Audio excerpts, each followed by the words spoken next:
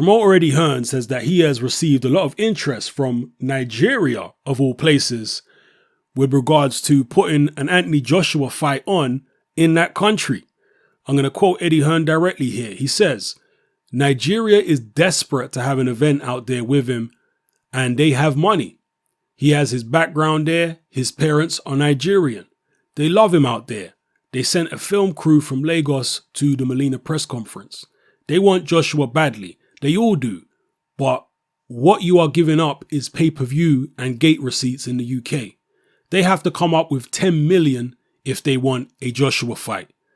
That is the price. Some people have it, some don't. So those are the words of Eddie Hearn. Now, I've got a lot of Nigerian friends. So if any of you out there are Nigerian, don't take this as any disrespect or what have you. Don't get offended by what I'm about to say.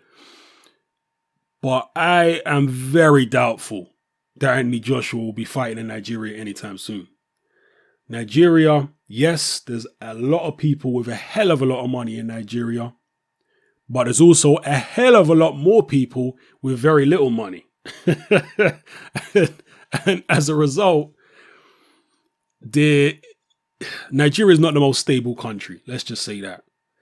A lot of problems, a lot of crime, a lot of poverty. And, you know, my Nigerian friends tell me that the lack of organization in the country will drive most people crazy who are not used to it. The simple things that people get done easily and quickly in the West with regards to, you know, administration and stuff like that, going to see whatever government department for a driving license or passport or going to see the police, whatever the case may be. Straightforward things which you take for granted in most Western countries, in somewhere like Nigeria, is not quite so straightforward. A lot of people have to be paid off and so on and so forth. Okay, this is the reality out there. And there are so many people in Nigeria who are looking to try and make a buck in an illegitimate way that it's difficult, at least in my mind, to see an event as big as a Joshua fight being able to happen in that country. The organization that is required and so on and so forth. Obviously, I'm sure they have events out there. They have concerts and all that kind of stuff. But when it comes to a promoter, it's like Eddie Hearn is not just going to send Anthony Joshua out to Nigeria and let anybody promote it. No, he's going to be involved in it. And would he really want the hassle of having to put on an event in Nigeria? Because best believe it would be way more hassle putting on an event in Nigeria than putting on an event in the United States or in the UK. That's just the reality of it.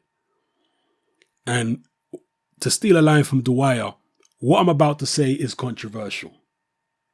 And it's not a blanket statement that I'm going to make here. I'm just talking in general terms.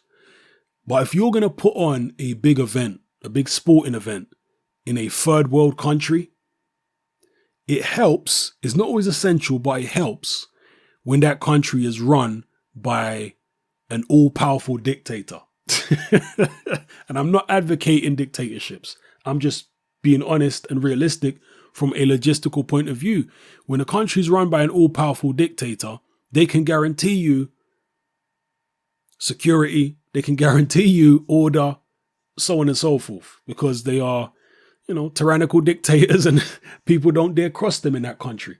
They can guarantee you the stability that you need to get your event on and, you know, without any problems.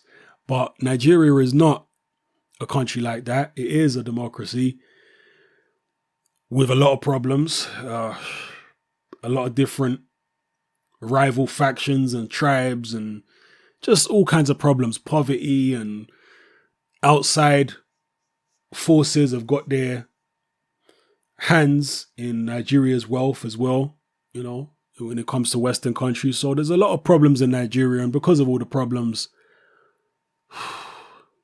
just the logistics involved and the different variables, I'd be very doubtful of an Anthony Joshua fight happening in Nigeria anytime soon. Somebody actually joked about this on one of my recent videos. They said you could have Anthony Joshua fight. Who was it now? Was it Ogono? It might have been Joshua Ogono in Nigeria. Maybe it will happen. Maybe I'll be proved wrong. Maybe I'm being too cynical about Nigeria, but being around the Nigerian friends that I have over the years, they're all very cynical about Nigeria and they're born and raised there. So it is what it is, people. Again, if you are Nigerian, I didn't mean to offend you, but, you know, let me know how you feel about this story, people. Will Eddie Hearn and Anthony Joshua recreate what Muhammad Ali did whenever it was 40 years ago in the Thrilla in Manila by bringing a big fight back to Africa? Will it happen?